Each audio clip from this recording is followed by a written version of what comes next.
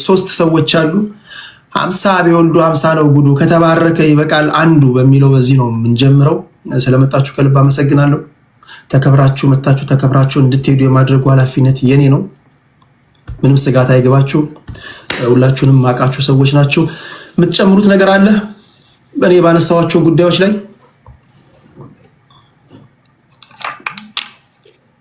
ሰላም ቴዶ እንዴት ነህ? ሰላም ናችሁ?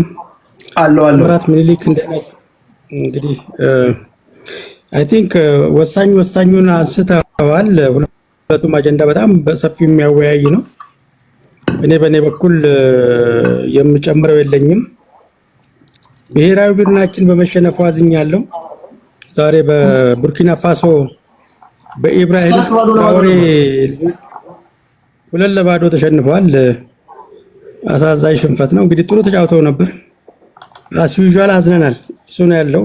ቴንክ ዩ መልካም ወይ ሶስላንድ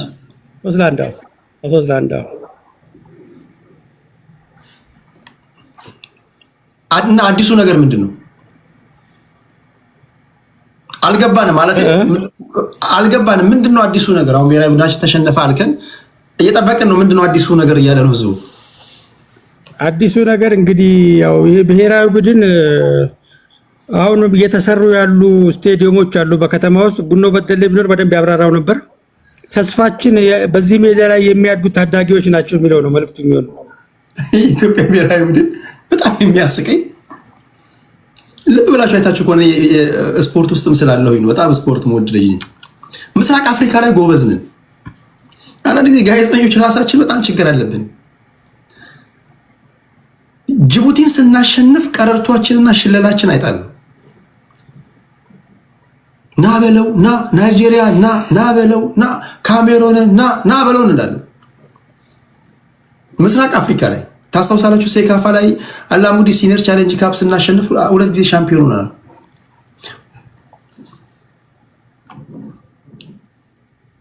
ወጣ ስንል ወደ ምዕራብ አፍሪካ እንሸን ገነነ መኩሪያ ነው የሚናገረው። በነገራችን ላይ ምስራቅ አፍሪካ ላይ ጀግና ሆነን ምዕራብ አፍሪካ ላይ የምንሸንፈው ለምንድን ነው? ኢትዮጵያዊ መፍትሄ ብሎ ኢትዮጵያዊ መፍትሄ ያመጣ ሰው ነው። ይህንን ነው ባለቤቱ ያስደፋቸው። ሁልጊዜ ለችግሮቻችን ኢትዮጵያዊ መፍትሄ ያስፈልገናል። ምዕራብ አፍሪካውያን በጡንቻ ይበልጡናል፣ በቁመት ይበልጡናል፣ ምናምን ይበልጡናል። ምስራቅ አፍሪካ ደቃቆች ናቸው። ጅቡቲን እናሸንፋለን፣ ታንዛኒያን ታሸንፋለ፣ ኬንያን አልፎ አልፎ ታሸንፋለ። ከዛ ካሜሩን ጋር ስትሄድ ወይም ደግሞ ናይጄሪያ ጋር ስትሄድ 4፣ 5፣ 7 ይገባባል። ግብፅ ወደ ሰሜን አፍሪካ ስትሄድ ይሄን ያህል ይገባባል። እና ምንድነው ችግራችን? ይህንን ነው ሲያወራ የነበረው። እና የኢትዮጵያ ብሔራዊ ቡድን ብዙ ጊዜ ይህን ልበልና ላብቃ፣ ብዙ ጊዜ ስንሸነፍ ይመጣሉ የስፖርት ሳይንቲስቶች የሚባሉ ሰዎች ይመጣሉ፣ ፕሮፌሰሮች ይመጣሉ። ከዛ እግር ኳሳችን ከግራስሩት ሌቭል ጀምሮ መሰራት አለበት ይላል። ጥናታዊ ጽሑፍ የሚያቀርቡ ሰዎች ይመጣሉ። ማይ ፍሬንድ፣ ለኢትዮጵያ እግር ኳስ ኢትዮጵያዊ መፍትሄ ነው የሚያስፈልገው።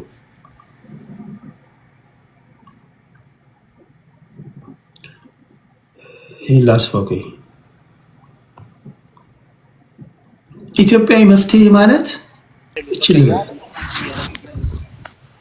አብዛኞቹ ኢትዮጵያ ፕሪሚየር ሊግ ላይ የሚያሰለጥኑ አሰልጣኞች ብራዚል፣ ጀርመን፣ ባርሰሎና፣ አሜሪካ፣ እንግሊዝ ሀገር ኮርስ የወሰዱ ናቸው። እኛ አሰልጣኞች ኮርስ የወሰዱበት ሀገር ላይ ቢያሰለጥኑ ነው ውጤታማ የሚሆኑት። ምክንያቱም ባርሴሎና ውስጥ የተማርከው የእግር ኳስ ስልጠና ለባርሴሎና ተጫዋቾች የተጠና ነው። ጀርመን ሄደ የወሰድከው ኮርስ ለጀርመናውያን የተጠና ነው።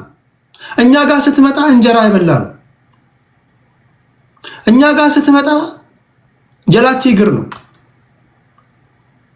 ስለዚህ ለእኛ ተጫዋቾች የተጠናው ስልጠና አይታለ ቁም ነገር አሰልጣኞቻችን ሄዶ ባርሴሎና ቢያሰለጥኑ ይሳካላቸዋል። ምክንያቱም የተማሩት ትምህርት ለባርሴሎና ከነባራዊ ሁኔታቸው ከአበላላቸው ከሀገራቸው ምናምን የተቀረጸ ነው። የዮሃን ክራይፍን የስልጠና ማኑዋል ተምረ እዚህ ኢትዮጵያ ወርደ ላሰልጠናቸው ብትል አይሆንም። እና ኢትዮጵያዊ ስልጠና ያስፈልገናል ለማለት ያለው። ስለዚህ አሰልጣኞች ባካችሁ መሸነፍ አሁን በእግር ኳሱም ብቻ ሳይሆን በአትሌቲክሱም እየመጣብን ነው። እና የስፖርት ነገር ሲሆን አያስችለኝ ፕሊስ።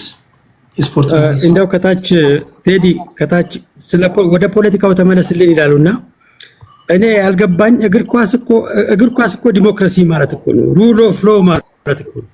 ኢኳሊቲ ኦፍ ሁለት አቅም የተለያየ በፌር ፕሌይ ተመርጦ ገብቶ አሸናፊው የሚለይበት ማለት ነው። እግር ኳስ ማለት ዲሲፕሊን ማለት ነው። ለወጣቶች ልጆች ዲሲፕሊን ማለት ነው። እግር ኳስ ማለት ሁለት የተለያየ አቅም ያላቸው በተመሳሳይ ህግ በፌር ህግ የሚዳኙበት የዲሞክራሲ መገለጫ ነው እና እኔ ስለ ፖለቲካ እግር ኳስ ማውራት ዝም ብሎ መዛና ብቻ አይደለም እና እንደው እሷን ለመጨመር ያክል ነው። ኧረ እግር ኳስ የኔ ፕሮፌሽን ነው ያውቃሉ። የእግር ኳስ እኮ እኔን የሚያውቁኝ ያውቃሉ። እንደ ፖለቲካው እኮ ዝም ብዬ ሆቤ ስለሆነ ገባው እንጂ እግር ኳስ በጣም ነው የምወደው። ወደፊት እንደውም እኔ ስፖርትና መዝናኛ ላይ ነው ፎከስ ማድረገው። ፖለቲካውን በቃ ተወውና ስፖርትና መዝናኛ ላይ ነው ደስ እያለኝ የምሰራው ስፖርት ማለት ነው። ወደዛ እንመለሳለን። እሺ የኢትዮጵያ እግር ኳስ ብሔራዊ ቡድን እንደተለመደው ሶስት-ለ-1 ተሸንፏል። እንደተለመደው ስለዚህ ጥሩ ነው፣ ሞክረዋል። ልምድ ቀስመናል። እንግዲህ ልምድ ቀስመናል እያለን እንግዲህ ብዙ ጊዜ ስናወራ ኖረናል። አሁን ይሄን ጉዳይ ወደ ፋኖች ጉዳይ ልመልሳችሁና የሀገር መከላከያ ሰራዊት የፋኖ ኃይሎችን እየማረክን ነው ብለዋል። በሰሜን ጎጃም ዞን ገብሬ በተባለ ከተማ ሰራዊቱ በወሰደው እርምጃ 26 የጠላት ኃይል በመደምሰስ እግር በእግር የተከታተልን እያደናቸው ነው ይላል። የኢትዮጵያ መንግስት በውጭ ጉዳይ ሚኒስትር ጌዲዮን ጢሞቴዎስ በኩል የተባበሩት መንግስታት ድርጅት ሄዶ ባቀረበው አቤቱታ የፋኖ ኃይሎች ከቲፒኤልኤፍ እና ከሻዕቢያ ጋር አላያንስ በመፍጠር ሊወጉኝ የተዘጋጁ ነው ብሎ ክስ አቀርቧል። እነዚህ ነገሮች ክብራትና ክብራን እንተነትናለን። ከ3 ከ4 ዙር በኋላ ቪዲዮ የምታበሩ ሰዎች ትቀሩና በተለያዩ ምክንያቶች ቪዲዮ የማታበሩ ሰዎች ተከባብረን እንሰነባበታለን። ያን ጉዳይ እንተነትናለን ለማለት ያህል ነው። ለዚህ ፕሮግራም ማክሲመም የሚይዘው 3 ሰዓት ወይ 3 ሰዓት ተኩል በቆይ ነው። እንኳን ደህና መጣችሁ። አሪፍ ውይይት እንደምናደርግ ተስፋ አድርጋለሁ። ከዋንጋሪ ልጀምር ሰዓት ስለሌለ፣ ከዛ ወደ ሌሎች ሄዳሉ። ዋንጋሪ ምን ትላለሽ? 7 ደቂቃ አለ ወንድሜ። እንግዲህ ያው መቼም በጣም ያሳዝናል። የእርስ በርሱን ጠላት እየተባባል ይሄ ቶን መቼ እንደሚቀየር እና መቼ ለመቀየር እንደምንዘጋጅ ራሱ እንግዲህ ያው አስቸጋሪ ነው። ጦረኝነት በጣም ተጠናውቶናል። የጦረኝነት ባህላችን በጣም ልንፋታው የሚገባ ከጦረኝነት አሁን ዘመኑ ጦረኝነትን አይደለም የሚፈልገው። ዘመኑ የተጋፈጡበትን ትልልቅ ችግሮች ተጋፍጦ ማሸነፍን ነው የሚፈልገውና በእርግጥ የፋኖ ኃይሎች እንደተመቱ በርካታ እንትኖች እየገቡ ነው። በጣም የሚያሳዝነው ግን ለመከላከያ ያለን አመለካከት በጣም መስተካከል አለበት።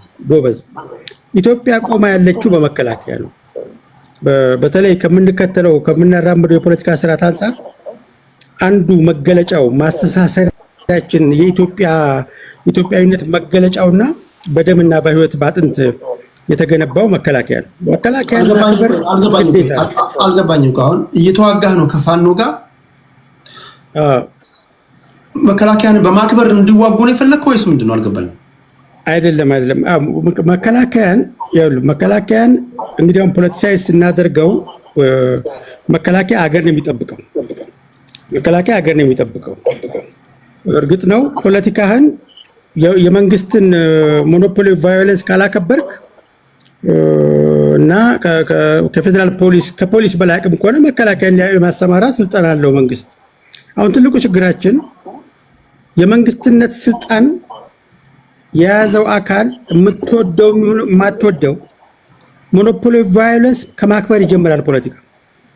አንተን ብታሸንፍ ነገ ጠዋት አንተን የሚቃወሙት በሐሳብ ይቃወሙ እንጂ በክላሽ የሚቃወሙ ከሆነ ይሄ አዚሩት እስካልተበጠሰ ድረስ የመገዳደል የመጠፋፋት ፖለቲካውን አይጠቅመንም። በተለይ አሁን ኢትኒካሊ እንደዚህ ቴሪቶሪያል ኢትኒክ ሐሳቡ በሰረጸበት ዘመን ላይ የመከላከያውን ኃይል ስትዋጋ አክብረው ተዋጋ የሚል ሎጂክ አይደለም እያወራሁ ያለሁት። ተቃዋሚው ኃይል ጠላት እያለው መከላከያም የራሱን ልጁ ወገን ጠላት እየተባባለ ይሄንን ሐሳቡን በአይዲያ ደረጃ ልንዋጋው ይገባል። መጀመሪያ ጠላትነት የሚባለው ኮንሰፕት በጣም ያልሆነ ቦታ ነው የምንጠቀመው። ፖለቲካ የምንሰራ ሰዎች በእርግጠኝነት በ21ኛው ክፍለ ዘመን ከክላሽ የሚመጣ ዲሞክራሲ አይኖርም፣ መቼም አይኖርም፣ ሆኖም አያውቅም። ዘመኑም ይሄን አይፈቅድም። በተጨባጭም ደግሞ ክላሽ አንስተው የሚዋጉ ኃይሎች አንድ ያልሆኑ ለራሳቸው ጥቅም የሚዋጉ መሆኑን በተግባር አይተናል፣ ተረድተናል። የህልውና አደጋ ያለበት ወገን አንድ ሆኖ ይመክታል። ህልውናውን አደጋ ላይ የጣለበትን ወገን እሱን ካላደረገ የሚታገለው ለስልጣን ነው ወይም ደግሞ ለጥቅም ነው፣ ለራሱ ጥቅም ነው የሚዋጋው ማለት ነው። ያንተን ችግር እያጎላ አንተን እያጋፈጠ እሱ ለራሱ ነው የሚዋጋው ማለት ነው። ከእንደዚህ አይነት ነገር እንድንወጣ ነው የምፈልገው እኔ ምኞቴ። አጠቃላይ እንደ አገር ሳወራ አሁን መከላከያ ፋኖን ጨረሰው እኔ አያስደስተኝም።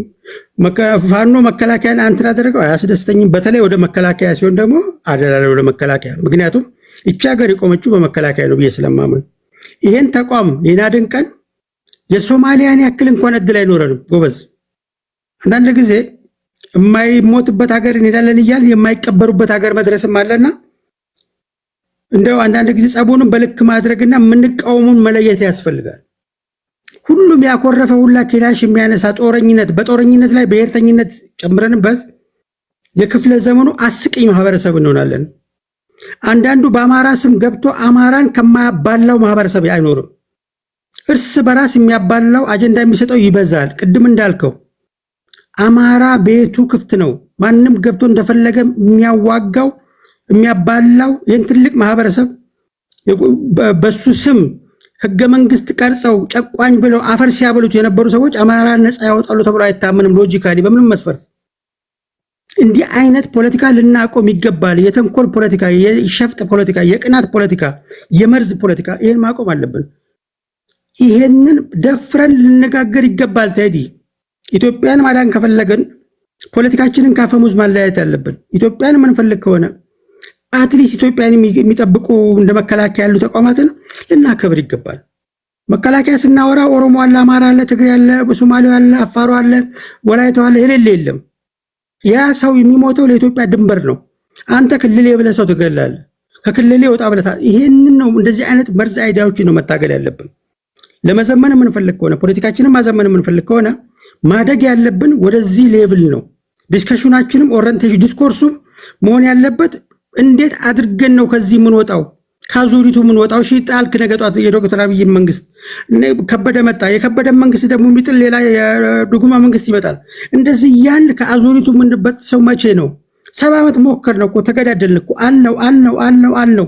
አሁን ጭራሽ አይን ለአይን መታየት የማይፈልጉት አንድ ጋር ተምደን ደግሞ እንጥላለን ይላል። ይሄ ማለት ማህበረሰቡን የማይሞትበት ሀገር ወስዳለሁ ብሎ የማይቀበሩበት ሀገር ማድረስ ማለት ነው። ስቴትለስ ስንሆን እንደ ኢትዮጵያ ያለ ማህበረሰብ ያለፉት 30-40 ዓመታት የተረጨው መርዝ የሶማሊያን ያክል እንኳን እድል አይሰጠንም። እንዲህ አይነት የእብደት ፖለቲካን ልንጋፈጠው ነው የሚገባው፣ ትክክል ስላልሆነ ማለት ነው። እንግዲህ ይህንን የጦረኝነት በጦረኝነት ላይ ብሔረተኝነት፣ በብሔረተኝነት ላይ ጎጠኝነት፣ በጎጠኝነት ላይ ደግሞ ማስመሰልና መግባት የአማራን ማህበረሰብ እስከዛሬ ድረስ ማህበራዊ እረፍት እነሳለሁ ብሎ ህገ መንግስት አርቅቆ ጨቋኝ ብሎ መከራውን ሲያበላ የነበረ ድርጅት መቼም ቢሆን ነፃ ሊያወጣው አይችልም። መቼም ቢሆን እቃህን የሰረቀህን አብረህ እቃህን የምትፈልገው ከሆነ መቼም ያን እቃህን አታገኝም። የአማራን ማህበራዊ እረፍት እነሳለሁ ብሎ ህገ መንግስት ቀርጾ መሄጃ ያሳጣውን ወገን የአማራን ነፃ ያወጣል ብለህ ብትል ይሄ ለራስ ጥቅም ለፐርሰናል ጥቅምህ የምትታገል መሆኑ እንጂ ለአማራ ህዝብ የምትታገል መሆኑ አይደለም። ለአማራ ህዝብ የሚታገልና አማራ ነፃ የሚያወጣው ምንም ችግር የለውም። አማራ የኢትዮጵያ ህዝብ ባለውለታ ነው። ነገር ግን ፖለቲካችን እንደ አገር ስለታመመ አማራን የሚጠቅመው ነው ኦሮሞን የሚጠቅመው ነው ትግሬውን የሚጠቅመው ነፃ እናውጣውና ይሄን አስተሳሰቡ ከእንደዚህ አይነት ሸፋፋ አስተሳሰብ ነፃ እናውጣውና ስለ ፖለቲካ ዲስኮርስ እናውራ። የአንተ ቤት በዛ ሌቭል ሊወራበት ስለፈልግምና ከፍ እንዲል ስለፈልግ ነው። አልቆለ መሰለኝ። ቴንክ ዩ። በሚቀጥለው አሁን እነዚህ ነፍጥ ያነሱ ኃይሎች የመጀመሪያው ነገር ለምንድነው ነፍጥ ያነሱት? ነፍጥ የማንሳት ሱስ ስላለባቸው ነው። ኮዝ አላቸው። በፕሮክሲ ዋር ተደፍቀው ነው። ኦኬ ነፍጥ እንዳያነሱ ደግሞ ከዚህ በኋላ ያሉ የፖለቲካ ፓርቲዎች የመንግስት ኃላፊነት ምንድን ነው? በሰላማዊ መንገድ ብዙ ጊዜ እንደምንለው በሰላማዊ መንገድ ለመታገል ቢሮ የከፈቱ የፖለቲካ ፓርቲዎች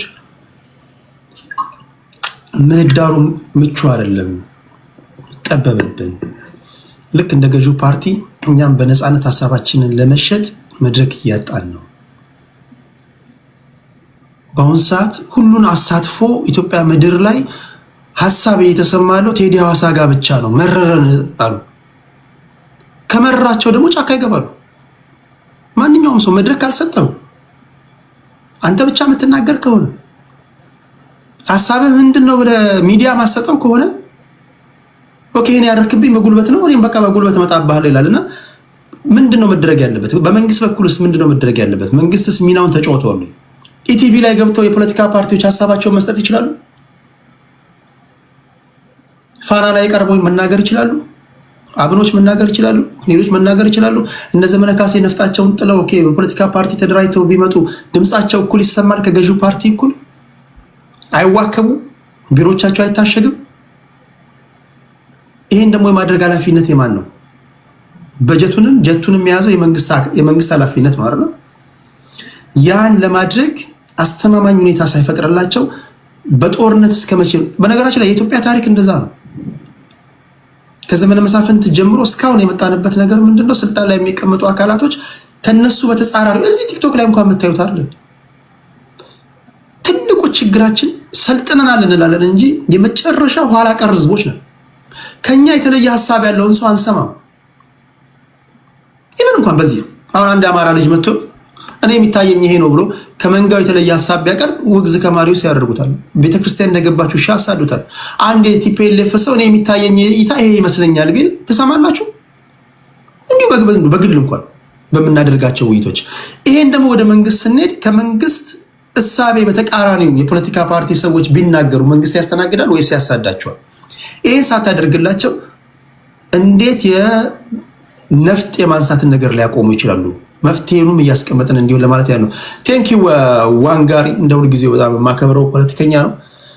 ዞሮ ሲመጣ ሀሳቡን ይነግረናል። እሺ ይሄ ለሁላችሁ ማሰብ ያለባችሁ ነገር ነው። ይህንንም እያሰባችሁ የመንግስት ደጋፊዎች ከዚህ ውስጥ ያላችሁ ማለት ነው።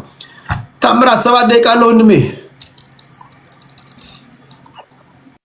እሺ ቴዲ ሰላም ብያለሁ ሁላችሁንም። የኔ ሀሳብ እዚህ አንደኛ አይ ቲንክ አሁን ትኩረት ያረከው በውስጥ ያሉ ግጭቶችን ነው እና ቴሌግራም ላይ ተጻፈውን አንባል አላነበብኩኝ። አይ ነው እንዳላነበብክ አውቃለሁ። ካላነበባችሁ አንድ ነገር እንጋችሁ ከክብር ጋር ኦኬ ካላነበባችሁ ምን ይሆናል መሰላችሁ? ጠዋት ባወራችሁበት አንደበት ነው የምትመጡት። አሁን ቴሌግራም ላይ እኔ አጀንዳዎችን ጽፌ አስቀምጬላችሁ ነው ማለት አጀንዳ የሚረብሽ ከሆነ እኔ እወጣለሁ፣ ችግር የለውም። በቃ ገባ። ያ ለእንትን ነው። አሁን አብዛኞቻችሁ የመጣችሁት በዛ ከመጣን አይቀር ከተቀመጠን አይቀር በአጀንዳ ላይ እንድናወራ ነው እንጂ ትላንት ወይም ሌላ ቦታ ሲወራ ከነበረው ከአንተ በፊት ከነበረው ሰውዬ የሰማውን በዛ ላይ ሊሄድበት ብለህ አይደል መምጣት ያለብን። ፖለቲከኛ ከሆናችሁ ጀስት ኦርጋናይዝ መሆን አለባችሁ።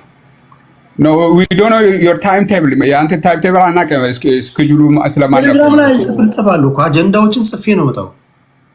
ኦኬ በቃ እንደሱ ከሆነ ያነበቡ ሰዎች መወያ አጀንዳዎቻችን እኚህ ናቸው። ለምሳሌ ሀሳብን ስለመፈልገው ነው። ብታነብበት ተዘጋጅተህ ብትመጣ የምትነግረን ንግግር ለእኔም ለአድማጭ ተመልካቾቻችንም ስለሚጠቅመን ነው። ሁል ጊዜ ስትመጡ ቴሌግራም ላይ እሑድ ስገባ አስቀድሜ ከ3 ከ4 ሰዓት በፊት አጀንዳዎችን አስቀምጣለሁ። በቃ ችግር የለውም። በቃ ሌሎቹ ይቀጥሉ። እሺ ሌሎቹ ይቀጥሉ። ሚኒሊክ ፋኖ ቴሌግራም ላይ ጻፈውን አይተሃል? ቴዲ ነው 2 ጊዜ ሞክሬ አላገኘሁትም። የፖስት ያደረከውን የቆየ ነገር ነው ያሳየኛል። ሪፍሬሽ ግን አይ ዶንት ኖ ዋይ አላሳየኝም። ሴቭ አይተሃል? ሴቭ አይተሃል? አይቻለሁ። ሌልና አኪል አይተሃል? 6K ፎሎወር ነው አይደለ? ቴሌግራም ላይ ያለው ምን አልከኝ ቴዲ? አኪል አይተሃል? ቴሌግራም ላይ ጻፍኩትን አላየሁም። ቅድስት አይተሻል?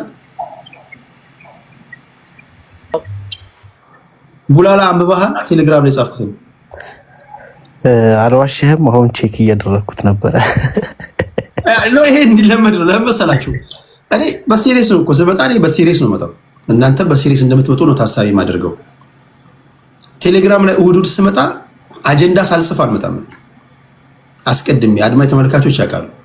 ስለዚህ ዛሬ አሁን ስመጣ አማራ ክልል በመንግስትና በፋኖ ኃይሎች መካከል የተደረገ ባለው ጦርነት የሀገር መከላከያ ሰራዊት አባላት እየማረክን ነው፣ የገቡበት ቦታ ገብተን እግር የጠላትን ኃይል እየደመሰስን ነው ብሏል። በዚህ ጉዳይ ላይ ምን ትላላችሁ? ጎጃም ውስጥ የተደረገ ባለው ጦርነት ማለት ነው። ሁለተኛ የኤርትራ መንግስት የማነ ገብረአብ የሻዕቢያ መንግስት ቃል አቀባይ ነው። ዶክተር ጌዲዮን ጢሞቴዎስ የውጭ ጉዳይ ሚኒስተር ናቸው። ዩናይትድ ኔሽን ሄደው የኤርትራን መንግስት ከሰዋል እና ይህን ክስ አስደንጋጭ ብሎታል። ክሱ ሻዕቢያ ከቲፒኤልኤፍ እና ከፋኖ ኃይሎች ጋር ከተወሰኑ ከፋኖ ኃይሎች ጋር አላያንስ ፈጥረው ሊወጉን ነው የሚል ክስ የኢትዮጵያ መንግስት አቅርቧል። አንቶኒዮ ጉተሬዥን በዚህ ጉዳይ ላይ ምን ላይ ሰጥተዋል እና እናንተ ምን ትላላችሁ? አላያንስ እንደሚባለው አለው የሻዕቢያ መንግስት የፕሮክሲ ጦርነት እያደረገ ነው። ይሄ ከእውነት የራቀ ውሸት ነው ብሏል ቃል አቀባዩ እና እኚህ ናቸው። በሚቀጥለው ለምን እኔ ትልቅ ቦታ ነው የምሰጣችኋል። ፖለቲከኞች ስለሆናችሁ እንደው ዝም ብላችሁ ስታልፉ ስላያችሁ ላይ ብለህ ከምትልኩ ሰዎች አይደላችሁም እና በዛ አውድ ስለሆነ ኦኬ ቻርጅ ነው የሚያሳየኝ እዚህ ጋር አንዴ ቻርጅ ላድርግ።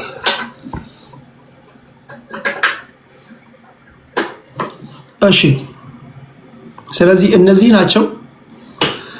ነገ ከነገ ወዲያ የምትመጡ ሰዎች መጀመሪያ እሁድ እኔ ጋር ሪኩዌስት ከመላካችሁ በፊት ቴሌግራም ላይ ሄዳችሁ ቴዲ ምን ጽፏል ብላችሁ አይታችሁ ተዘጋጅታችሁ እንድትመጡ ይሁን። ይሄን የማደርገው ምንድነው? አንደኛ እንድትዘጋጁ ነው፣ ሁለተኛ ኦርጋናይዝድ እንድትሆኑ ነው። ኦኬ በዚህ አውድ ነው ሁላችሁም አሁን አይታችሁታል ብዬ ተስፋ አደርጋለሁ።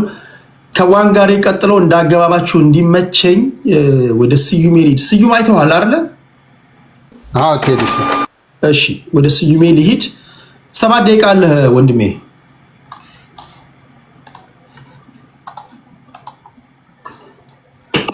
ስዩሜ ቀጥል።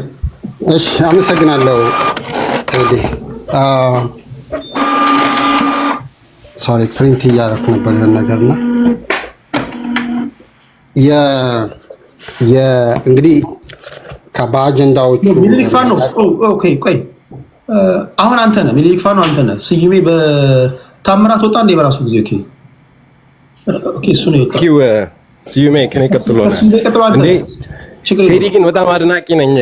ኮሜንቴን አየው በሚገርም ሁኔታ ሜንሽን ሁሉ አላረኩም። ከዚህ ሁሉ መሀል ማየት አድናቂ ነኝ። ኤኒዌይስ ሶሪ ኦኬ ሶ አጠር አድርጌ ለማንሳት ያህል እንደዚህ ነው። ስዩሜ ቅድም በወጣው ሰውዬ በታምራት ቦታ ስለገባ እንዳይዘበራረቅብኝ ስዩሜ ያወራና ወደ አንተ እመጣለሁ። ስዩሜ ቀጥል። አመሰግናለሁ። በመጀመሪያ ከታችም ከላይም ያላችሁ ሁላችሁንም ሰላም ማለት ፈልጋለሁ። ቴዲ አንተንም ይህን ስላመቻቸልን ማመስገን ፈልጋለሁ።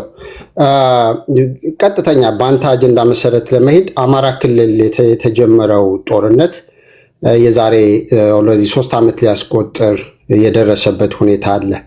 አንድ የአማራ ተወላጆችም መላው ኢትዮጵያ ሕዝብ መረዳት ያለበት ነገር ቢኖር አንድ አካባቢ የሚደረግ ጦርነትም ሆነ የፖለቲካ ልዩነት መላው ሀገሪቷን የሚያናጋ ሁሉም ኢትዮጵያዊ የሚመለከት ጉዳይ ነው። በዚህም የመጣ በፌዴራል መንግስቱና በአማራ ክልል በታጠቁ ኃይሎች የሚደረገው ጦርነት በአንድም በሌላ መልኩ የእያንዳንዳችን የሚመለከት ጉዳይ ነው። አማራ ክልል ጦርነት የተገባበት ምክንያት አማራ ጦርነት ስላማረው፣ ጥይት መወልወል ስላማረው አይደለም። አምባገነን የሆነ ስርዓት ኢትዮጵያ ውስጥ ስላለና ይህ ህዝብ በማንነቱ ስለተገፋ፣ ስለተሳደደ፣ በሰላማዊ መንገድ በመጠየቁ ጥያቄው ሶፍት አላቀብልህም ስለተባለ፣ ስለተናቀ፣ ስለተዋረደ ኢትዮጵያ ውስጥ ያለ የታሪክ ጠባሳ ሁሉ አማራ የሰራው ተደርጎ እየተወሰደ በትንሹም በትልቁም ተሳዳጅ እየተገደለ ያለ ህዝብ በመሆኑ ነው። ኢዝናት አባውት የልዩ ኃይል መፍረስ ጉዳይ አይደለም። ኢዝናት ወር ደግሞ ኢትዮጵያ ውስጥ ስልጣን ላይ እኔ ካልተቀመጥኩ ብሎ አይደለም። ኢትዮጵያ ውስጥ የኦሮሞ መንግስት አለ ብሎ ስላመነም አይደለም። የኦሮሞ መንግስት አለ ብለው የሚያምኑ ሰዎች የኦሮሞ ተወላጅ የሆነ ጠቅላይ ሚኒስትር ስላለ ነው። እንደውም አንዳንዶቹ ተጠቃሚ የሆኑት ነው። አንዳንዶቹ መንግስት ስልጣን ላይ የተቀመጡ ሰዎች ናቸው የሚነግሩን። አብይ አህመድ ፕሮቴስታንት መሆኑ ስልጣን ላይ ሲወጣ ይታወቃል። አብይ አህመድ ኦሮሞ መሆኑን ስልጣን ላይ ሲወጣ ይታወቃል። እግሩ ሲሳም፣ እናቶች ጡታቸው ይዘው ሲያለቅሱለት፣ ሰው ሁሉ በአደባባይ ፎቶ ሲሰቅል አብይ አህመድ ማን እንደሆነ ይታወቃል። ሲገለን ግን ማንነቱ ሲነገረው በጥይት ሲመጣ ሲያሳድድ ሲገድል ሲንቅ ሲያዋርድ በመጣበት መንገድ ግን ሰዎች ማስተናገድ ሲጀምሩ ማንነቱ ላይ መደበቅ ይፈልጋል። ማንነቱ የሚደበቅ ማንኛውንም የፌዴራል ስልጣን የያዘ ሰው ካለ ወደ መንደሩ ነው መመለስ ያለበት። ኢትዮጵያን ማስተዳደር አይችልም። ኢትዮጵያን ሰፍቶታል ማለት ነው። የአማራ ህዝብ ጦርነት በነገራችን ላይ ቴዲ 30 ዓመት አልፎታል። ሰልችቶናል የአማራ ሞት። እኛም እኔ ጉራጌ ተወላጅ ነኝ፣ ግን ሰልችቶኛል የአማራ ሞት።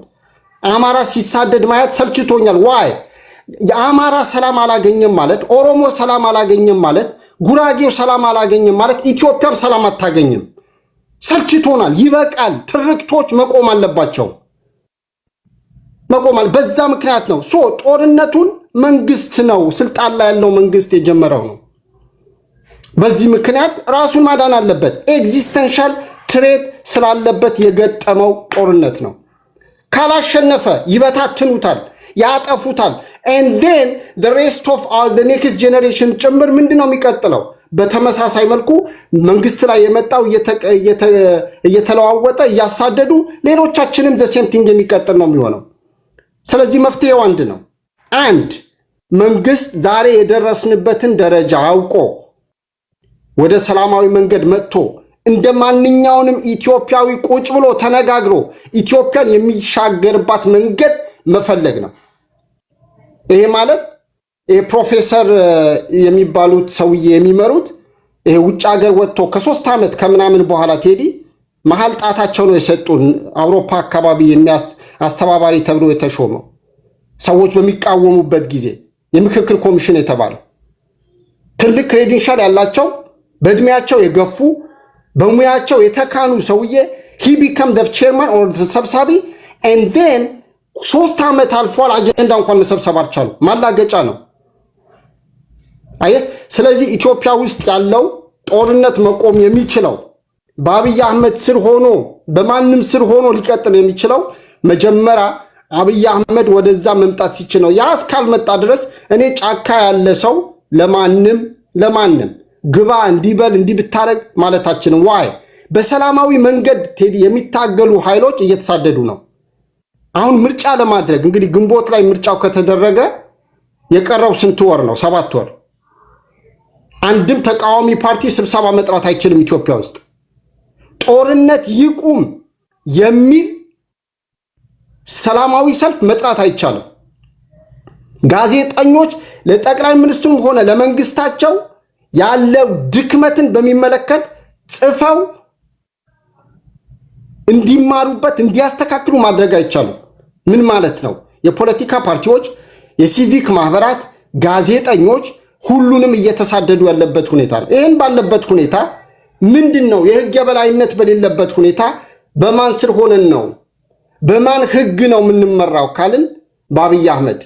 ያ ደግሞ የአንድ ግልገል አምባገነን ሰው የበታች ሆኖ መቀጠል ነው። ያ ደግሞ የምንቀጥልበት ምንም ምክንያት የለም። ከኤርትራ ጋር በስፋት በቀጣይ ጥያቄዎችን ካሉ መለሳለሁ በዚህ ጉዳይ ላይ ወደ ሰላም መምጣት የሚቻለው ወደ ውይይት መምጣት ካልተቻለ ያ ካልሆነ ድረስ ትግሉ ግን የአማራ ትግል ብቻ አይደለም። ኦሮሚያም ላይ ጦርነት አለ። ሰላማዊ ዜጎች የሚገሉ የታጠቁ ኃይሎች ያንን አቁመው ጠላት ላይ መንግስት ላይ ብቻ ትኩረት አድርገው መቀጠል አለባቸው። መከላከያ የሚባለው ቅድም ወንድሜ ምን ነበር ስትናገር የነበረው? መከላከያው በየዋህነት የተማሩት የተነገራቸው ሉዓላዊነት የመጠበቅ ነው፣ ሀገርን የመጠበቅ ነው፣ ህዝብን የመጠበቅ ነው። አሁን ግን የአብይ አህመድ ተላላኪ ሆነው የአብይ አህመድ ስልጣን እያስቀጠሉ ያሉ ናቸው። እነሱን አክብር። ሞቴን እያፋጠነ ያለን መከላከያ ላከብረው አልችልም። ወንድሞቻችን ናቸው። የስ የሀገር ሉዓላዊነት ቢጠብቁ ደስ ይለኝ ነበር። እንደውም ለእያንዳንዱ በተለይ መከላከያ ያለው ኃይል ማስተላልፈው ለማን ነው የምትሞቱት? የድሃ ልጆች ናችሁ። የሀብታም ልጆች መከላከያ አይላኩም። የድሃ ልጆች ናችሁ። እናትና አባቶቻችሁ አሳድገዋችሁ እንዳትማሩ ዩኒቨርሲቲ ጥለዋችሁ 95-98% እየጣሏችሁ ከዛ ሉዓላዊነት ትጠብቃላችሁ ተብላችሁ የአብይ አህመድን ስልጣን እስከ መቼ ታስቀጥላላችሁ? ወገናችሁ ላይ እየተኮሳችሁ ትቀጥላላችሁ። ይሄ ለእናንተ የማቀርበው ጥያቄ ነው። እሺ ቴንክ ዩ ስዩሜ። ወደ ሚኒሊክ ፋኖ እንሄዳለን። ታፕ እያረጋችሁ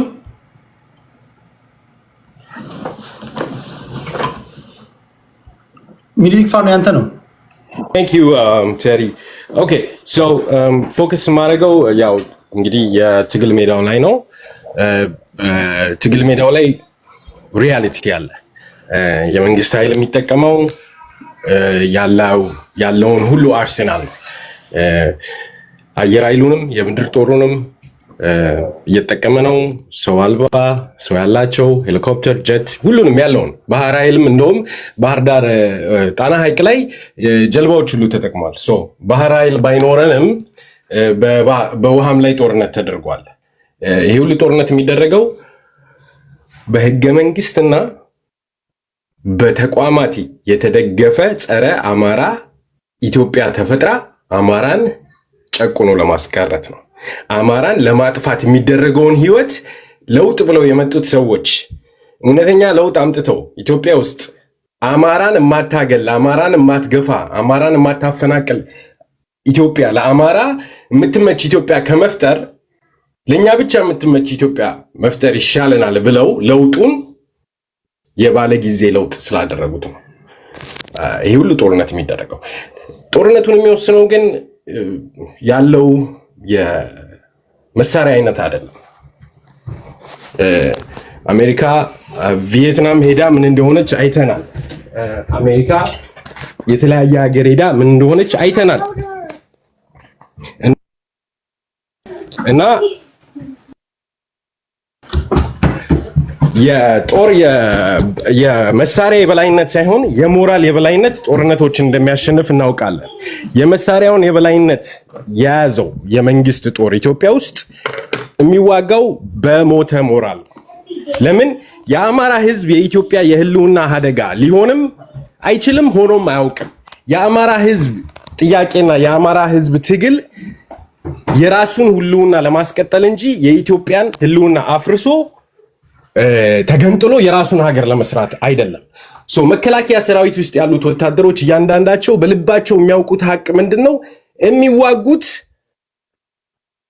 ሚዲያ ላይ ብልጽግና እንደሚያወራው ጽንፈኛው ከሻቢያ ጋር ከኤርትራ ጋር ምናምን ከህወሓት ጋር እንደሚባለው ይሄ የፕሮፓጋንዳ ጦርነት ሳይሆን የሚዋጋው በስነ ስርዓት ሄዶ ቦታው ላይ መከላከያው እንዳየው ማንም የማያግዘው በራሱ ኃይል በራሱ አነሳሽነት በራሱ አደራጅነት ተደራጅቶ በጅምላ መጨፍጨፍ፣ መፈናቀል፣ መገደል፣ መጨቆን፣ ሀብት ንብረታችንን መጠቀም ሰለቸን ካለ ማህበረሰብ ጋር እንደሆነ እያየው ነው። ይህንን ማህበረሰብ on behalf of የፕሮስፐሪቲ ፓርቲ እና አብይ አህመድ እጨቁናለሁ ትገዛለህ ብሎ ትምህርት ቤት ውስጥ ካምፕ ሰርቶ ዩኒቨርሲቲ ውስጥ የጦር ካምፕ አቋቁሞ መድፎች፣ መስጊድ ውስጥ መድፍ፣ ቤተክርስቲያን አካባቢ ከባድ መሳሪያዎችን ላሊበላ ሳይቀረው እየጠመደ የተቀመጠ የመከላከያ ሰራዊት ነው።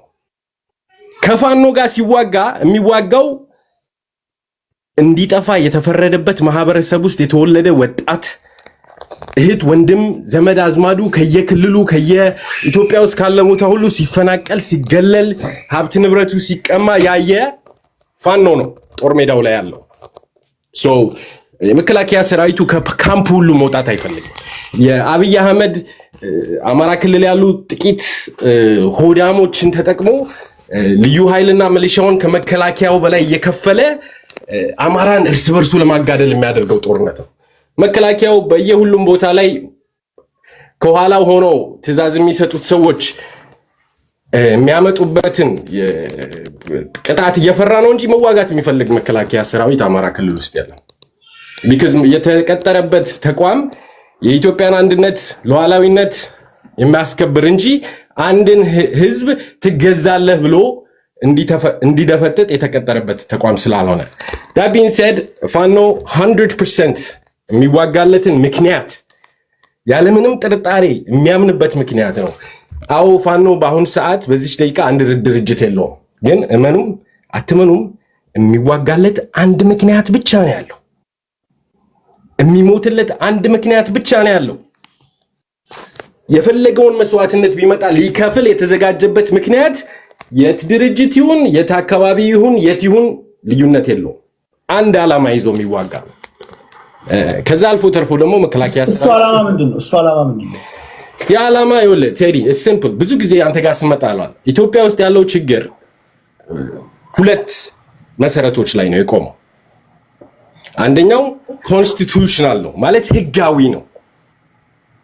ሁለተኛው ደግሞ ይሄ ኮንስቲቱሽን ኢንስቲቱሽናላይዝ ተደርጓል ማለት ኢንስቲቱሽኖች ውስጥ በፍርድ ውስጥ በፈለከው በንግድ ውስጥ በፈለከው ሀገር የሚቆምባቸው ተቋማቶች ውስጥ ስትገባ ተቋማት ውስጥ ስትገባ ጸረ አማራነት አለባቸው። የትም ቦታ ብትሄድ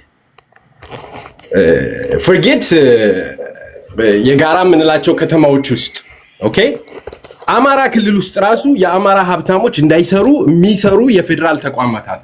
ፋኖ የሚታገለው ተቋማንም ህጉንም ጸረ አማራ የሆነም አስተሳሰብ ከኢትዮጵያ ለማስወገድ ነው። ሲምፕል። አደጋ ውስጥ ሆነን ልንኖር አልችልም። የህልውና አደጋ የምንለው እኛን የመኖር ዋስትናችንን የሚነፍግ ነገር ስላለ ነው። እሺ አንድ ጥያቄ ላንሳለሁ። ኦኬ ፖዝ ማይ ታይም ፕሊዝ። ፖዝ አድርገዋለሁ። አማራ ክልል ላይ ከ4000 በላይ ትምህርት ቤቶች ተዘግተዋል። አማራ ክልል ላይ የፋኖ ታጣቂዎች ገበሬዎችን በጠራራ ፀሐይ ሲረሽኑ እያያችሁ ነው። ሽማግሌ ሲረሽን እያየ ነው። ይሄ ለአንዱ ለአማራ ህልውና የምትንሰፈሰፍለት ለምን ትገድለዋለህ? እውነት የምትወደው ከሆነ ማለት ነው። ከምን ጊዜውም በላይ የህልውና አደጋ ውስጥ የጣልከው አንተ አይደለ? ለምሳሌ አማራው ይገደላሉ። በቪዲዮ ያለ ነገር ነው። የሃይማኖት ሰዎች ይገደላሉ። አዘሴም ታይም ደግሞ ለህልውናችን ነው የምንታገለው ስትል አንተ ስትገለው ህልውና አይሆንም፣ ሌላው ሲገለው ህልውና የሚሆነው ማለት ነው። ይሄ አይጋጭም ወይ ነው? እስኪ ሲን አስረዳ። ኦኬ የአማራ ገበሬዎችን ፋኖ እንደው ተርፏቸው ሳይሆን ካላቸው ላይ የሚያካፍሉትን የአማራ ገበሬዎች ፋኖ በዘፈቀደ ያለ ምንም ምክንያት ምንም ሳያረጉት ሄዶ ይረሽናል ማለት ይከብዳል። እኔ አሁን እንደዚህ አይነት ክሌም ባመጣ ኤቪደንስ ትለኛለህ። የምታወራው ነገር ደግሞ እንደ ኤቪደንስ ልታመጣ የምትችለው አንድ ወይንም ሁለት ቪዲዮዎች ካሉ ግለሰቦቹ ላይ የተወሰደውን እርምጃ ማንኛውም አመራርም ግለሰብም ደጋፊም አውግዞታል። ምክንያቱን ግን ጠይቀናልም አውቀናል እንጂ ፋኖ ሄዶ ገበሬ ይገላል የሚለው ነገር I mean it doesn't make sense። ፋኖ እኮ በአሜሪካና አውሮፓ በተቀመጡ ኢትዮጵያውያን ስንቅና የሚያስፈልገው ነገር ሁሉ እየተሟላለት አይደለም የሚዋጋው። ፋኖ የሚዋጋው የአማራ ህዝብ የጀርባ አጥንቱ ሆኖ እየደገፈው ስላለ ነው ፋኖ የሚዋጋው። ያ ህዝብ ደግሞ በአብዛኛው ገበሬ ነው። ፋኖ ገበሬውን የሚገልበት ምክንያት የለውም። ትምህርት ቤቶች ያልከው ግን በጣም ቁልፍ ነገር ነው። ምክንያቱም አይደለም ትምህርት ቤቶችን የሃይማኖት ተቋማቶችን ለፋኖ መጥቶ እንዳያሸንፈኝ የሚያመች ቦታ ከሆነ ወታደሮችን ለማሳደር የሚያመች ቦታ ከሆነ ያለምንም ከልካይ ያለምንም ጠያቂ ካምፕ አደርገዋለሁ ብሎ የገባ የመከላከያ ሰራዊት አለ። የህፃናት ትምህርት ቤት በል ህፃናቱ እንዳይመጡ ካምፕ አድርገነዋል። ማንም የሚጠይቃቸው የለም። የከፍተኛ የትምህርት ተቋሚውን ገብተው ወታደሮች ካምፕ አድርገውታል። እንደዛ ገብተው ደግሞ ካምፕ ያላረጉትን የትምህርት ተቋም ቴንክ ዩ እዛ ትምህርት ቤት የሚማሩትን ተማሪዎች እንደው ድንገት በሆነ አጋጣሚ ካምፕ ያላረጉት ትምህርት ቤት ካለ እዛ ትምህርት ቤት የሚማሩ ተማሪዎች ላይ ጾታዊ ጥቃት ይፈጽማሉ። ከፈለክ ከነማስረጃው ልልክልህ እችላለሁ። ይሄን መከላከያ ሰራዊቶች በአማራ ክልል ገብተው የአማራ ተማሪዎችን የተለያየ ጾታዊ ጥቃት ሲያደርጉባቸው የተመዘገቡ ምን ያሉ አሉ። እንኳን ሰዎች ልጆቻቸውን ትምህርት ቤት ሞልቶ ሊልኩ ወታደራዊ ካምፕ ከመሆን የተረፉት ትምህርት ቤቶች ውስጥ ያሉትን ተማሪዎች የብልጽግና ወታደሮች ትምህርት ቤት አላስገባ ብለው እየደፈሯቸው ነው። ለማጠቃለያ አንድ አረፍተ ነገር፣ ፋኖዎች ግን በሞራል የበላይነት ስለሚዋጉ በሁሉም ሜዳ ላይ ድል እያደረጉ ነው። በጣም እናከብራቸዋለን፣ እንወዳቸዋለን። መስዋዕትነታቸው ትልቅ ነው ለኛ። ኦኬ ሴቭ አመሰግናለሁ ወንድማችን ቴዲ። በምስጋና ጀምራለሁ ለምትሰጠን ፍጹም ገለልተኛ የሆነና ፍትሃዊ መድረክ አመስግነን እንጀምራለን። ቅድም እንዳልከው ሀገሪቷ ውስጥ ከሚጸባረቀው 5% እንኳን ነፃነት የዚህን ቤት አያክልም ማለት ነው። ይህም በማለት በሁለቱ ቶፒኮች በሁለት ዙር ሀሳቤን አስቀምጣለሁ ማለት ነው። በመጀመሪያ ደረጃ በሰሜን ጎጃም አካባቢ ያልከው ባትል ነው። ሁለተኛ በሰሜን ምንድነው በኤርትራና በትግራይ የተፈጠረ አሊያንስ ተብሎ በውጭ ጉዳይ በኢፌዴሪ ውጭ ጉዳይ ሚኒስትር ጌዲዮን ጢሞቴዎስ የቀረበው የዩናይትድ ኔሽን ሪፖርት እነሱም የሰጡት ምላሽ ፈርስት ሪፕላይ እና የአሁን ወቅታዊ ሁኔታውን እንትን ላለው በመጀመሪያ አሁን ስለ ሰሜኑ ጦርነት ስንሄድ በጎጃም በሚደረገው ጦርነት ወንድም ለወንድም ነው የሚገዳደለው። እንዴት ነው ስትል አሁን 2300 ሰው እንዲሰማኝ የሚፈልገው ለምሳሌ ትላንት አንድ ኦሮሞ ወንድማችን ያጋራው ሪፖስት ያደረኩት ቪዲዮ አለ። አንድ ምስኪን የኦሮሞ ልዩ ኃይል አማራ ክልል ትገባለህ ተብሎ እባካችሁ እጄን በደም አጨማለቃችሁት፣ ኢትዮጵያንን እየገደልኩ ነው፣ ወንድሜን እናቴ ቀበረች የዛሬ 2 ወር፣ ዛሬ ደግሞ እኔም እዛ አማራ ክልል ገብቼ ልሞት ነው እባካችሁ ተውን እያሉ ነው። ይህ ስርዓት ከካሜሩሽ ከካምቦዲያ ስርዓት የከፋ ከፖልፖት የከፋ ከሮማኒዮ ቾቼስኪ የከፋ ምናልባት ይህ ስርዓት የሚወዳደረው ከአዶልፍ ሂትለር ጋር 1.5 ሚሊዮን ትግሬ የገደለ 640 ሺህ አማራ የገደለ 72000 የወለጋ አማራ የገደለ 14000 የወላይታ ህዝብ የገደለ ጨፍጫፊ ስርዓት በአራቱም ማዕዘን ኢትዮጵያ 1.5 ሚሊዮን ትግራዋይ ስለመገደሉ የክልሉ የወቅቱ ፕሬዝዳንት ደብረጽዮን ገብረ ሚካኤል ውሸት ነው ብሏል። ከየት አመጣ አንተ? 1 ሚሊዮንም አድርጉት ችግር የለም። ኢትስ ናት አባውት አሃዝ ነምበር አይደለም። የሰሜኑ ጦርነት 40 ቢሊዮን ዶላር በማስከሰት የሀገሪቷን የአህጉሩን ውድ ጦርነት አመራሩን ለማስመታት ነው። ዝም ብሎ የሚነገር ነው። ማን ቆጠረው ብሏል ደብረጽዮን እና አንተ ነግራችሁ። ኦኬ ማንም ይሁን እሺ ምንም ችግር የለም። እሱ 500 ሺህም ይሁን ህዝብ ነው አይደለ? ከ6 ሚሊዮን ህዝብ 500 ሺህ ህዝብ በጣም ትልቅ ፖርሽን ቁጥሩ የተባለው ሪፖርት ነው ቁጥሩ ብዙም አያጣላል። በመቀጠል መከላከያው ላይ የህዝብ ተወካዮች ምክር ቤት የኢፌዴሪ ጠቅላይ ሚኒስትር ቀረበና ይህ መከላከያ ሰራዊት ታማኝነቱ ለቀዩ መዝገብ ነው፣ ለቀዩ መጽሐፍ ነው፣ ለህገ መንግስቱ አይደለም። ቀዩ መጽሐፍ ማለት አብዮታዊ ዲሞክራሲ ነው። ስለዚህ የፓርቲ ጠባቂ ነው፣ የህዋት ጠባቂ ነው። መኮንኖችን ደግሞ ከታችኛው መኮንን እስከ ጀነራል ድረስ ስም እየዘረዘሩ ተመልከቱ ብለው በጠቅላላ 6% የሀገሪቱ ህዝብ የሆነው የትግራይ ህዝብ ተወካዮች ናቸው። በጠቅላላ ስማቸው ሲጠራ ይሄን ያቀረቡት እንግዲህ ማን ናቸው? ጠቅላይ ሚኒስትር አብይ አህመድ ናቸው። ዛሬ ለ2400 ህዝብ ፊት እስቲ አዳምጡኝና የሰሜን እዝ፣ የምዕራብ እዝ፣ የምስራቅ እዝ፣ የመካከለኛ እዝ የጠቅላይ ኤታማዦር ሹም የባህር ኃይል ዋና ኃላፊ የአየር ኃይል ኃላፊ ስም ዝርዝር ልጥራላችሁ። ጀነራል ሰለሞን ኢተፋ፣ ጀነራል ሹማ አብደታ፣ ፊልድ ማርሻል ብርሃኑ ጁላ፣ ጀነራል ይልማ መርዳሳ፣ ጀነራል ድሪባ መኮንን፣ አድሚራል ጀነራል ናስር አባዲጋ፣ ጀነራል ኃይሉ እንደሻው አቶምሳ፣ ጀነራል ቡልቲ ታደሰ። ይሄ የምጠራላችሁ ከፍተኛ የሰሜን እዝ፣ ምስራቅ እዝ፣ ደቡብ እዝ፣ ማዕከል እዝ ተብሎና የባህር ኃይል የጠቅላይ ኤታማዦር ሹምና የመከላከያው በአሁኑ ደግሞ የመጡትን ስኬል ካያችሁ እነ ልደቱና እነ ጀዋር ሪፖርት ሲወጡ እድገት ከተሰጠው የጀነራል ማዕረግነት ከኮሎኔል ማዕረግነት ወደ ብርጋዴር ጀነራል ማዕረግነት ካደጉት ውስጥ 71% የአንድ ብሔር ተወላጅ ነው። ዛሬ መከላከያው የአንድ ብሔር በጠቅላላ ባህር ኃይሉ ብቻ አንድ ከሌላ ብሔር የወጣ ነው ዋና ኃላፊው፣ ምክትሉ ግን የኦሮሞ ተወላጅ ነው። ምክትል ኤታማዦር ሹም አበባው ታደሰ የአገው ብሔር ተወላጅ ነው። ከዛ ውጪ በጠቅላላ በእዞቹ በጠቅላላ 82% በሚባል ደረጃ የአንድ ብሔር ተወካይ ነው መከላከያው። ትላንት ጠቅላይ ሚኒስትሩ ምንም ሳያፍሩ የስም ዝርዝር ይዘው የአንድ ብሔር ተወላጅ ጀነራሎቹ መዘርዘር ከቻሉ ነገ እንደሚያደርግ መንግስት አይመጣም ብለው ነው ወይ የሚያስቡት? ታማኞቻቸው እንዲሆኑ ይሄ ስርዓት ኦሮሞን ይወክላል እያልኩ አይደለም። መከላከያው ግን ኢትዮጵያ መምሰል ነው ያለበት። በጠቅላላ ከፍተኛ መኮንኖች ትላንት የአንድ ብሔር ወኪል እንደነበሩ ዛሬም በሌላ ብሔር ነው የተተካው። ስማቸውን በዝርዝር እንደምጠራላችሁ በጠቅላላ አዲስ ከተቋቋመው ባህር ኃይል ጭምር ማለት እና አድሚራል ናስር አባዲጋ እስከሚመሩት ድረስ እነ ጀነራል ቡልቲ ታደሰ ምናምን በጠቅላላ የመጡት ከአንድ ብሔር ነው። ለምን? ለስርዓቱ ታማኝነት ያገለግላሉ ተብሎ ስለሚታሰቡ። ከታች ያሉት ምስኪኖች ግን ምንም አይጠቀሙ። ዛሬ እነ ዶክተር ጸጋዬ ከኦሮሞም ደግሞ እስከ ጎሳ ድረስ ወርደው የጎሳ ብሔርተኛ ናቸው እያሉ ነው። ይሄ ስርዓት ፋኖን በጽንፈኝነት የሚከስ ከሆነ በአራቱ ማዕዘን እንዴት ከኦነግ ጋርም እየተዋጋ ከህወሓት ጋርም እየተዋጋ ጉራጌ ክልል ጠያቂ ጋርም እየተዋጋ ወላይታ ክልል ጠያቂ ጋርም እየተዋጋ ከሁሉም የህዝብ ወኪል ነን ከሚሉና ከፓርቲዎች ጋርም ትዋጋ ከሆነ አንድ ትምህርት ቤት ውስጥ ከሁሉም ተማሪ ጋር የሚደባደብ ተማሪ እሱ ነው ወንጀለኛው፣ ጥፋተኛው። ቴዲ ሐዋሳ በትምህርት ቤት በሚማርበት ሰዓት 8ኛ ክፍል ከሙሉ ከ20 ተማሪው ጋር 12 ተማሪ ጋር ከተደባደብክ ቴዲ ዱርዬ ነህ ወይ አመል ችግር አለብህ ማለት ነው። 12ቱንም አይ አመል ችግር አለባቸው ቴዲ ጨዋ ነው ሊባል አይችልም። ከኦሮሞ ከሰፊ ኦሮሞ ህዝብ ጋር ከአማራ ጋር ከትግሬ ጋር ከወላይታ ጋር ከጉራጌ ጋር ከጌዲዮ ጋር የምትጣላ ከሆነ አንተ ነህ ዱርዬው። የጸብ መፍቻ ክህሎት የለም፣ ሀገር ማስተዳደር አትችልም ማለት ነው። ለሁሉም ምክንያት ልትሰጥ አትችልም፣ ሁሉንም ጽንፈኛ ልትል አትችልም። የኤርትራና የትግሬን ጉዳይ በኋላ መለስበታለሁ። አሁን ተፈጠረ ስለሚባለው አሊያንስ ሚሊታሪ በጀት ምን ያክል አደገ ምናምን የሚለውን በሁለተኛ ዙር ሄድበታል።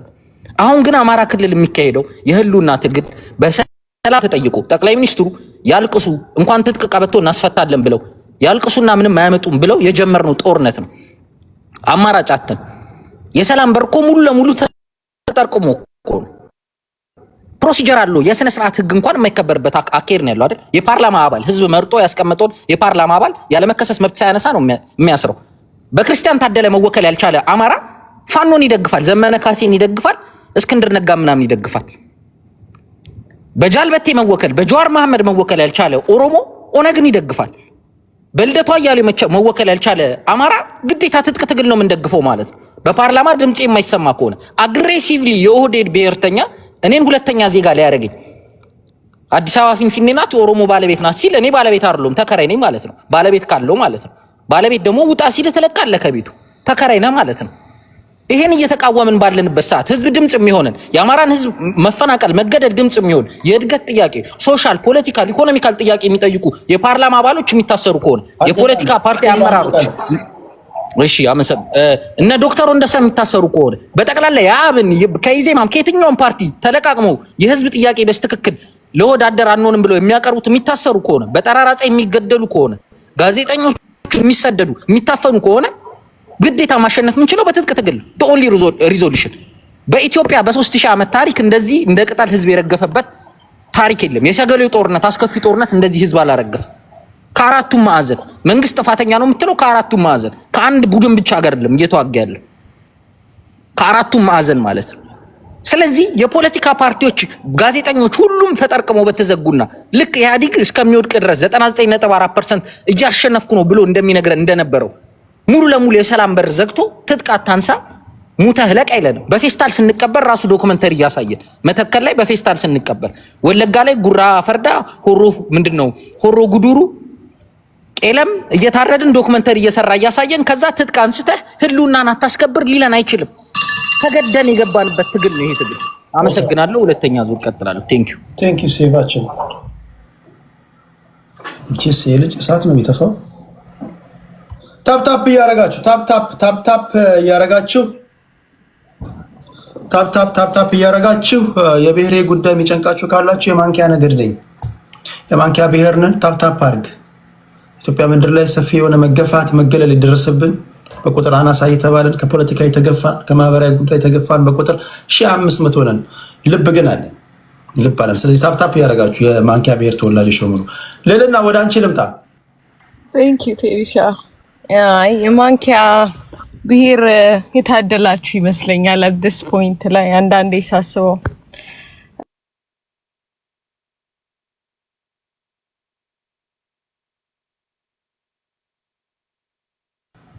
ለምንድን ነው የወጣችሁ?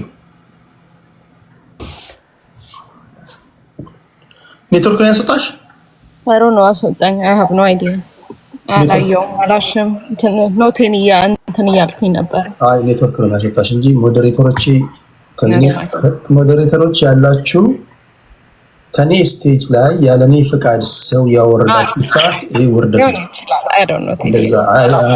በጣም የተከበሩ ሰዎች ናቸው በነገራችን ላይ ሞዴሬተሮች። ኔትወርክ ማለት እሺ ቀጥ ይለለና ቴንክ ዩ ከሶስት አልቃሽ በኋላ ካረከኝ መቼም ፈረድክብኝ ማለት ነው። ለሶስት አልቃሽ መመለስ በጣም ትንሽ ይከብዳል። ወይ መደራጀት አልቻሉ ወይ ፕሮብሌማቸውን they don't get the shit together። ትልቁ ችግር የሆነው መደራጀት ሳልችል የኢትዮጵያን የምታክል ፓወር አስረክበኝ እያልክ ነው። እያሉ በሶሻል ሚዲያ ላይ የሚጮሁ ሰዎች ናቸው የሚያስቁኝ ማለት ነው። አንዳንዶቹ ተደብቀው የሻቢያን አጀንዳ የሚያዘጋጁ ናቸው ብዬ ነው ማምነው። አንዳንዶቹ ደግሞ ፕሮፓጋንዳ መስራት የማይችሉ እንደው ለፕሮፓጋንዳ ሴክስ ይባል እንኳን እባካችሁ ቁጥር አይጠራም ፕሮፓጋንዳ ላይ ምክንያቱም ፈጥራችሁ ስታወሩት ከየት አመጣኸው የሚባል ነገር ጥያቄ ትጠየቅና ትፋጠጥና ግራ ገብተህ ወደ ሌላ ቶፒክ ጃምፕ ታረጋለህ። ስለዚህ ፕሮፓጋንዳ ላይ ቁጥር አይጠራም በፍጹም ማለት ነው። ለማንኛውም አማራ ክልል ላይ ያለው ሪያሊቲ ቴዲ አሁን አሏሽም በተለይ በወሎ አካባቢ ላይ ዛሬ አዳዲስ ሚሊሻዎች ተመርቀዋል። እየጠነከሩ ነው ከቀን ወደ ቀን ብዬ ነው ማምነው። የተፈጠረ ኢንሲደንስ አለ። ባለፈው በተፈጠረው ነገር ከውስጥ እርዳታ አግኝተዋል የሚል አመለካከት ነው ያለኝ። ያ ምክንያቱም እንደዛ አይነት ሲቹዌሽን ሃፕን አያረግም ነበር ብዬ ነበር ባለፈው አንተ ቤትም ነግሬ ነበር እና በመንግስት በኩል እንደውም በሆነ ሰው አካውንታቢሊቲ መምጣት አለበት የሚል ነገር ነበር እንትን ያልኩት። አብኖች ወጣው ይሄ ነገር መደረግ አለበት ሲሉ ስቴትመንት ያወጡትን አይቻለሁ እና ትልቅ ነገር ነው ብዬ ነው ማምነው ይሄንን ነገር ለማስተካከል ማለት ነው። በዚህ በፋኖነን በሚሉ ሰዎች አዲስ ፖይንት ላይ የተወሰኑት አሏሽም ሁሉም ልል አልችልም። መልስ ያልሰጡትን ልፈርጃቸው አልችልም። ግን ከቲፒኤልኤፍ ቀሚስ ስርና ከሻቢያ ቀሚስ ስር ተደብቀው አማራን እናድናለን ኢትዮጵያን እናድናለን ብለው እየታገሉ ያሉ አሉ። አስመሳይነት ነው ብዬ ነው ማምነው እንጂ የስልጣን ጥምነትና የተቀጠሩ ባንዳዎች ለኢጂፕት አላማ ለማሳካት እየጣሩ ያሉ ሰዎች ናቸው ብዬ ናቸው። እነዚህ ሰዎች ደግሞ የመመለስም የመነጋገርም አላማ አላቸው ብዬ አላምንም።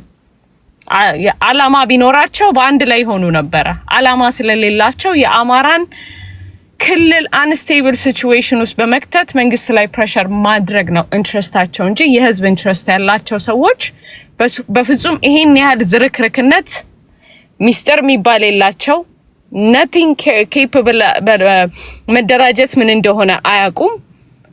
all they want is የአማራ ክልልን ፓወር አንዳንዶቹ የአማራ ክልልን ፓወር ይላሉ፣ አንዳንዶቹ የፌደራልን በጠቅላላ ፓወርም የሚሉ አሉ። እነሱ ሰዎች ደግሞ በፍጹም ስልጣን የሚባል ነገር እንኳን ስልጣን በስልጣን በር ማለፍ አለባቸው ብዬ አላምንም። አልዋሽም። ያለው ሪያሊቲ ያ ነው።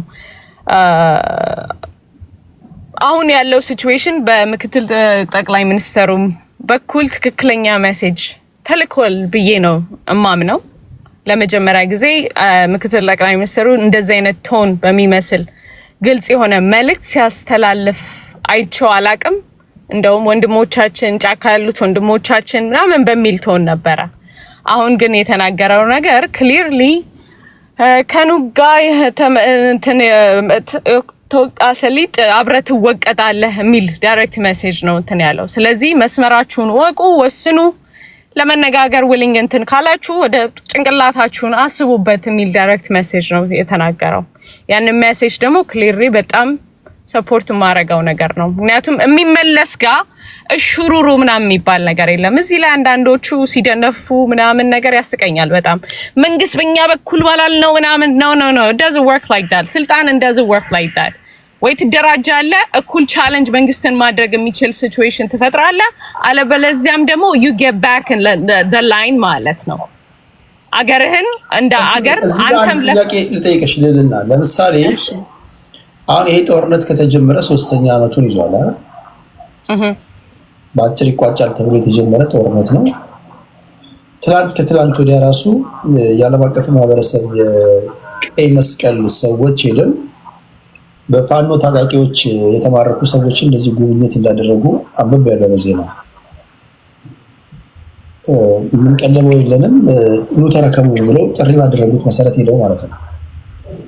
አሁን እነዚህ ነገሮች ስታይ ከኑጋ የተገኘ ሰሊጥ ትወቀጣለህ ስትይ አሁን ማን ነው እየወቀጠ ያለው? ፋኖችም እየወቀጡ እንደሆነ እያሳዩ ነው። በመንግስት በኩል እየማረክን ነው እያሉ ቁጥር እየጠሩ ነው። የዓለም አቀፍ ማህበረሰብ ቀይ መስቀል ሰዎች ሄደው ምርኮኞችን አይተናል ብለው መግለጫ ሰጥተዋል።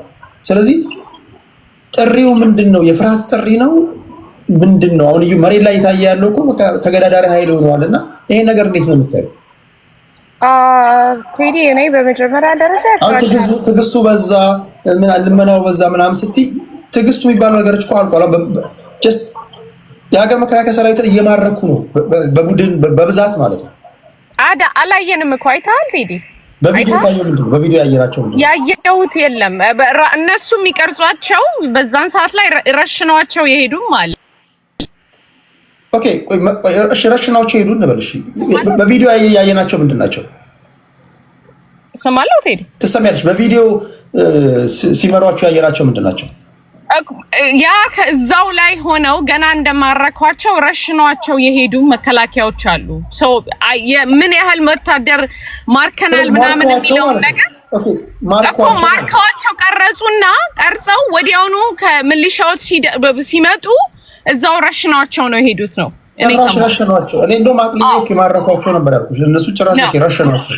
እሺ እንደውም እሺ ኦኬ አሁን ቆይ እሺ የሀገር መከላከያ ሰራዊት የሚያህል ነገር ከመማረክም አልፎ መረሸን ደረጃ ላይ ከደረሱ አሁን እናንተ እንደምትሉት ነገር ቀላል አይደለም ማለት ነው። ትዕግስታችን በዛ ተሟጠጠ። 3ኛ ዓመታችን ላይ እኮ ነው ያለነው።